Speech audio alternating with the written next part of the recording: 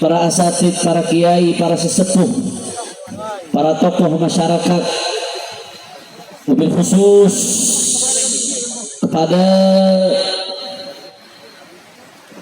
Imam FPI Madura Sayyidil Walid Al-Habib Ali Zainal Abidin Al-Jufri dengan segenap jajarannya di DPD FPI Madura, Al-Habib selaku ketua FPI Madura Kiai Haji Saiful Qahar. Tidak lupa pula hadir di tengah-tengah kita ketua FPI Pamekasan Kiai Haji Ali Salim, ketua FPI Bangkalan Kiai Haji Khalid Maksus, ketua FPI Sampang Kiai Haji Syekh Nur Syekh, ketua FPI Sumeneb Kiai Haji Fakhri Suyuti. Tidak lupa pula Pangda LPI Madura selaku sahibul bait Kiai Haji Aziz. Semuanya para habaib, para asatid, para kiai, para sesepuh, para tokoh masyarakat, tidak dapat saya sebutkan namanya satu persatu tanpa mengurangi rasa hormat saya kepada beliau semua.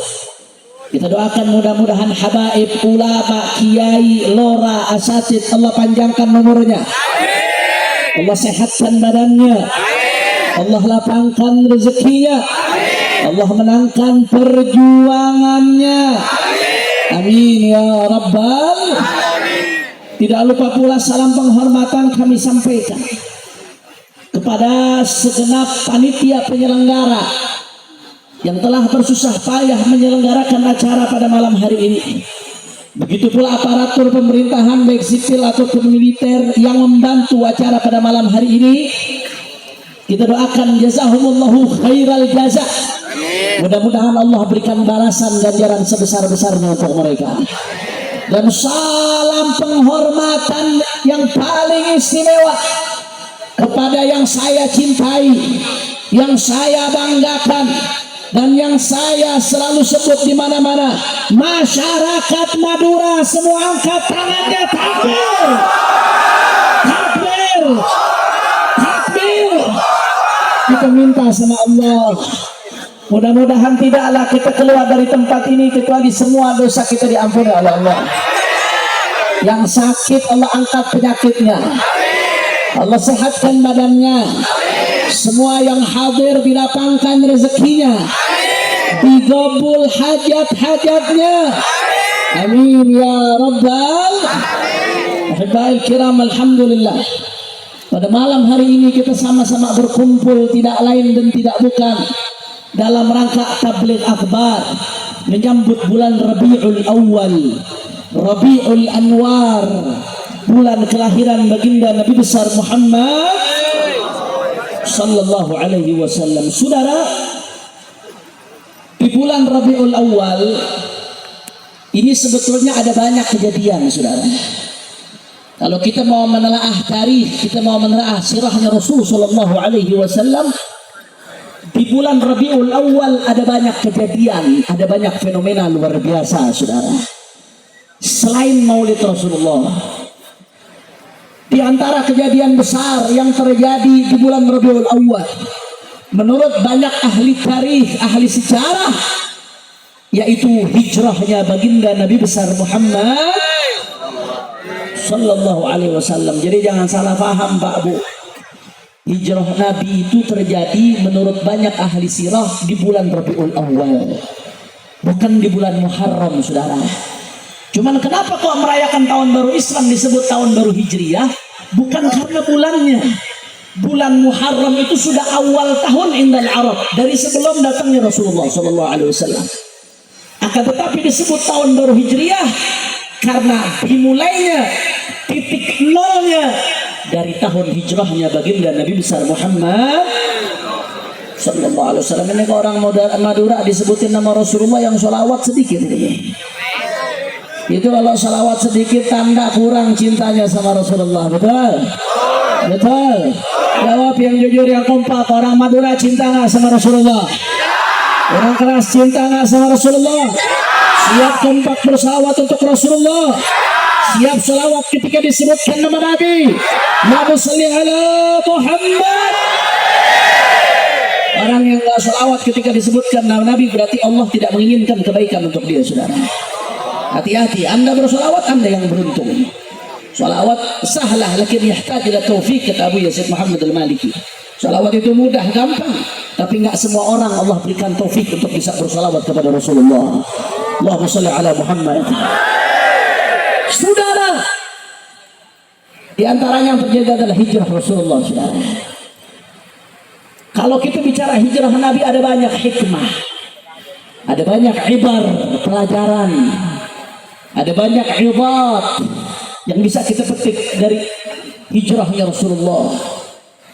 Di antara sekian banyak pelajaran, saudara, Syekh Muhammad Sa'id Ramadan Al-Buti Syahidul Mihrab rahimahullah, dalam kitabnya Fiqhus Sirah An-Nabawiyah, beliau menyebutkan, saudara, bahwasanya ketika Nabi Muhammad sallallahu alaihi wasallam sampai ke Madinah, maka seketika itu pula, saudara, berdirilah negara Islam pertama di atas muka bumi, saudara. Ketika Nabi dirikan negara Islam pertama di atas muka bumi, Rasulullah meletakkan 3 pondasi untuk berdirinya negara tersebut, saudara. Sebagaimana bangunan kalau mau didirikan harus ada pondasinya, betul? Bangunan tanpa pondasi rubuh atau tidak? Begitu pula sebuah negara tanpa adanya pondasi, negara tersebut akan rubuh, saudara. Apa 3 pondasi yang diletakkan oleh Nabi? Yang pertama, pondasi pertama yang diletakkan oleh Rasulullah adalah binaul masjid. Rasulullah membangun Masjid Nabawi, saudara. Jadi Pak Bu, ketika Nabi SAW sampai ke Madinah, ketika itu orang-orang Madinah berebut supaya Rasulullah mampir di rumahnya, saudara. Jangankan Rasulullah, orang Madura yang begitu cinta kepada ulama, andai kata ada ulama datang ke kampung kita, pengen nggak rumah kita dimampirin? Begitu keadaan Ansar saat itu, saudara. Masing-masing berharap supaya Rasulullah tinggal di rumahnya, ibadah Allah. Mereka masing-masing minta, di rumahku saja ya Rasulullah, di rumahku saja ya Rasulullah. Saudara, Rasulullah nggak mau kecewakan salah satu di antara mereka. Kalau Rasulullah pilih salah satu, nanti yang lainnya kecewa, saudara. Akhirnya apa yang terjadi? Rasulullah tahu ontak Nabi itu dituntun oleh Allah Subhanahu wa Ta'ala. Akhirnya kata Rasulullah, di mana onta ini berhenti, biarkan dia jalan. Di mana onta ini berhenti, maka itulah tempat yang aku pilih, saudara. Akhirnya jalanlah ontanya Rasul Sallallahu Alaihi Wasallam sampai pada satu bidang tanah milik 2 anak yatim, ghulamain yatimain, 2 anak yatim yang diasuh oleh sahabat As'ad ibn Zurarah radhiyallahu taala anhu wa arda. Begitu sampai di tempat tersebut, itu onta duduk, dia diam, saudara. Akhirnya kata Rasulullah, hahuna, di sini, kata Rasulullah, ini tempat yang dipilih. Saudara, begitu tahu tempat tersebut dipilih oleh Nabi, itu 2 anak yatim ini warisannya, saudara. 2 anak yatim itu butuh tanah tersebut. Begitu tahu itu tempat dipilih oleh Nabi, saudara, apa kata anak yatim tersebut? Nahabuhu laka ya Rasulullah, ini tanah peninggalan ayahku buat kamu ya Rasulullah. Anak yatim, saudara, berjuang untuk baginda Nabi Muhammad. Sudah, tapi baginda Nabi Muhammad tidak mau menerima begitu saja. Rasulullah nggak mau bikin susah umatnya, saudara, walaupun umatnya rela berkorban, saudara. Akhirnya apa kata Nabi? Tidak, aku tidak mau kau berikan tanah ini, tapi aku pengen beli tanah tersebut. Akhirnya itu tanah dibeli oleh Rasulullah Sallallahu Alaihi Wasallam. Singkat cerita, nggak pakai panjang lebar, setelah tanah itu dibeli, saudara, Nabi nggak pakai nunggu lama. Nabi sendiri dengan kedua tangannya yang mulia, tangan yang tidak ada tangan lebih mulia darinya di alam semesta ini, saudara. Apa apa yang dilakukan dengan kedua tangan Nabi? Rasulullah sendiri yang angkat batu untuk bangun itu masjid, saudara. Rasulullah sendiri yang angkat batu. Rasulullah susun batu tersebut menjadi fondasi, saudara. Sambil nyusun batu, Rasulullah sambil mengatakan, Allahumma la aisha illa aishul akhirah faghfiril ansar wal muhajirah. Ya Allah, gak ada kehidupan kecuali kehidupan akhirat, maka ampunilah orang-orang ansar dan muhajirin, ya Allah. Saudara, para sahabat begitu lihat Nabi turun tangan sendiri bekerja ngangkat batu, saudara, apa yang mereka katakan? Sahabat mengatakan, lain qa'adna wan nabiyyu ya'malu ladaka minnal amalul mudallalu. Ini Nabi sudah turun ini. Kalau Nabi turun tangan kerja tapi aku diam, maka ini luar biasa, keliru, kata para sahabat. Akhirnya apa yang terjadi?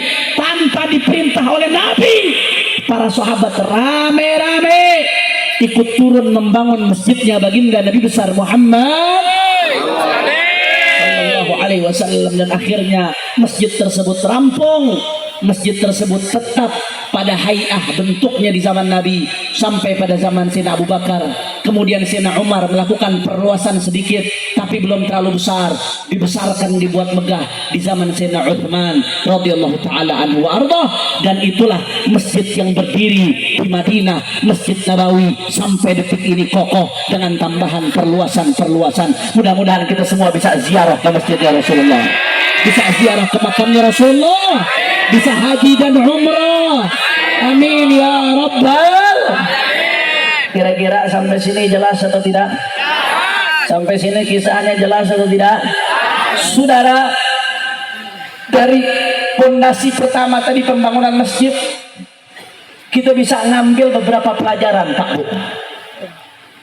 Pelajaran yang pertama, tadi Nabi Muhammad sallallahu alaihi wasallam, Rasulullah ketika ingin bangun masjid, Rasulullah nggak perintahkan sahabatnya untuk gotong royong, saudara.